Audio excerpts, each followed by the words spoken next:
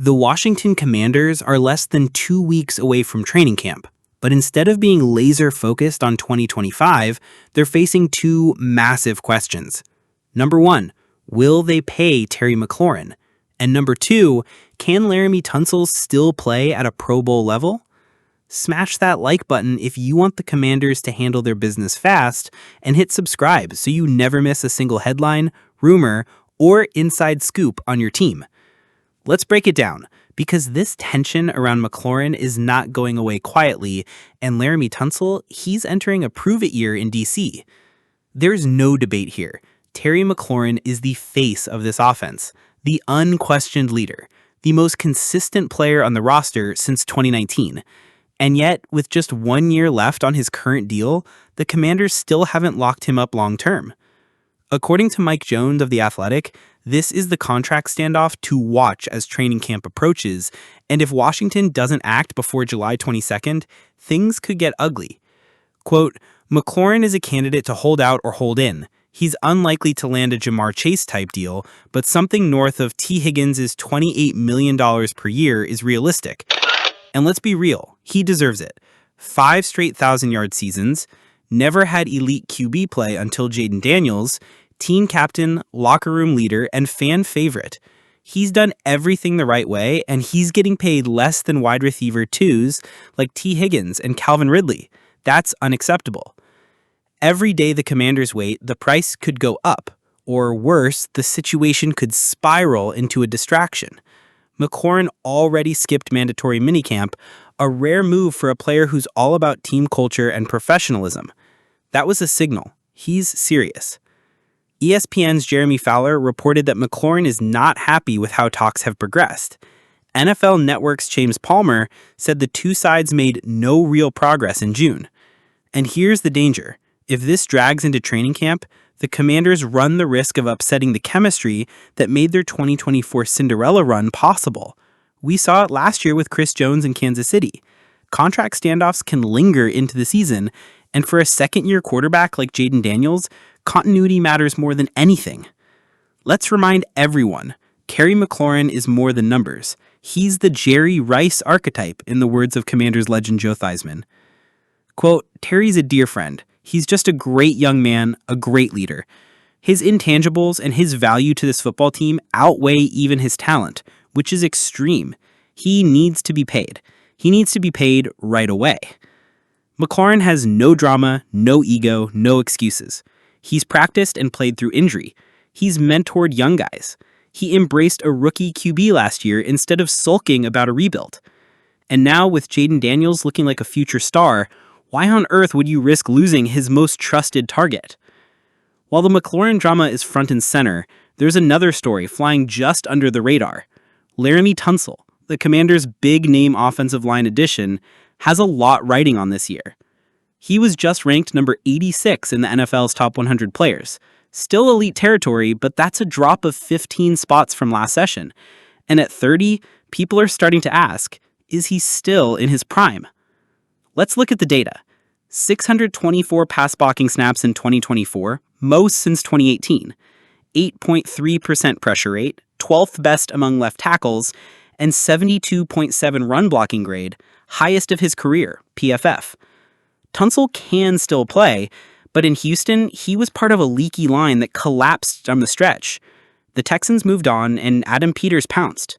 Washington saw a veteran anchor still capable of Pro Bowl play, a tackle who can protect Jaden Daniels' blind side immediately. But it's a gamble. Let's not forget, the Commanders didn't just add Tonsel. They revamped the whole line, drafted Josh Connerly Jr. in round 1, signed Nate Herbig for interior depth, moved Brandon Coleman to guard, and returned Tyler Badatis and Nick Allegretti. There could be 4 new starters on this O-line in 2025. But that's what you do when you're building around a franchise quarterback. Tonsel might not be the perfect lineman anymore, but he's the alpha in that group, the guy who's been through playoff wars, who understands expectations. And in this new-look locker room under Dan Quinn, that veteran presence is priceless. Let's start with what has the fan base fired up right now. Pro Football Focus ranking Washington's secondary as the 5th worst in the NFL heading into training camp. Their exact words, Quote, the Washington secondary was one of the NFL's worst in 2024, yet the team still came within one win of a Super Bowl appearance. Ouch. No doubt Washington's run defense took most of the heat after last year, but this ranking on the secondary, that's overlooking some key upgrades and untapped talent. Let's talk additions. Marshawn Lattimore, four-time Pro Bowler, acquired at the last year's deadline, now fully healthy and finally has a full offseason in Joe Witt Jr.'s system. Jonathan Jones, versatile veteran CB, signed from New England, physical, battle-tested, and a true competitor. Trey Amos, second-round rookie corner from Alabama, known for tight coverage and aggressive instincts. Will Harris, a hybrid safety with 45 career starts under his belt. You combine that with returners like Quan Martin, who's quietly becoming a cornerstone, and Mike Sinerstrahl, now moving back inside to nickel, and suddenly this is a group with depth, versatility, and upside. Even PFF's John Costco admits, quote, if Lattimore can return to form and Noah Igbenogany replicates his tight coverage skills, this secondary could be a surprise unit. Spoiler alert, we think they will surprise. Let's break it down by roles. Outside corners, Lattimore is locked in. Opposite him, it's a battle between Trey Amos and Jonathan Jones. Both bring something different. Amos is long and physical, Jones is savvy and instinctive. Nickel, Sinestrol was a standout in the slot last year. With Amos and Jones outside, he can stay where he's most dangerous. Depth, if someone goes down, Noah Igbenogany and even Quan Martin, who played corner at Illinois, can rotate in. Safeties, Martin has quietly developed into a rangy, smart player, and if Harris can be solid and Martin continues to grow, this could be the most balanced safety group in Washington in 5 years. Remember, this is now Dan Quinn and Joe Witt Jr.'s defense. Both come from a Dallas system that routinely turned raw DBs into playmakers. Don't be shocked if Washington finishes top 12 in pass defense this season. While the defense gets hit with doubt, ESPN's Bill Barnwell threw a bit of cold water on the offense too. He ranked Washington's skill position group number 13 in the NFL. His logic? Quote, Deebo Samuel averaged 110 yards per game in 2021, but just 64 yards per game since then. Ertz and Eckler are back, but how much do they have left? Let's see if those 2024 rookies develop. Okay, fair questions, but let's zoom in. Here's what that ranking misses. Jaden Daniels is ascending fast. His chemistry with McLaren and his deep ball accuracy give this offense a ceiling few teams have. Deebo doesn't need to be a 1,500-yard guy. He's here to be a tone setter, a security blanket, a yak monster. Zach Ertz looks sharp in minicamp, and he's mentoring Ben Sinnott, who's ready for a bigger workload.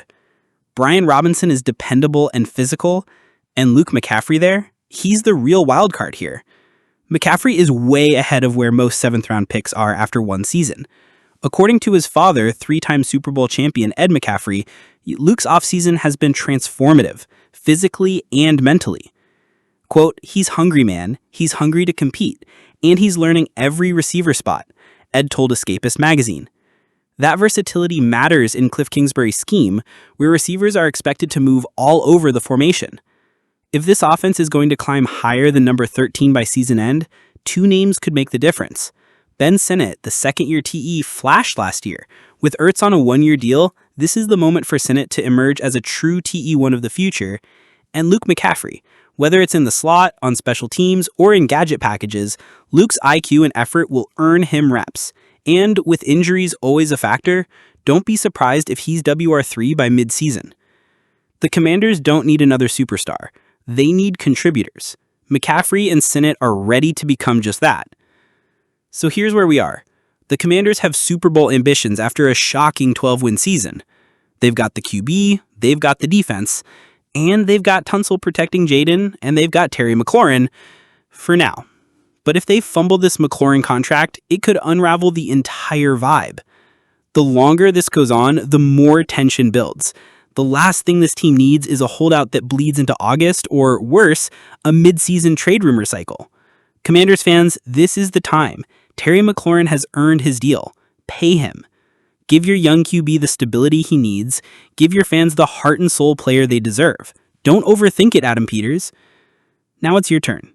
Should the Commanders make Terry McLaurin a top 7 paid wide receiver?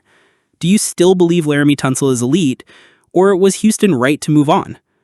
Drop your takes in the comments, hit that like button if you're ready for camp battles and contract fireworks, and subscribe for daily Commanders updates from your home of Burgundy and Gold news, Commanders Hub.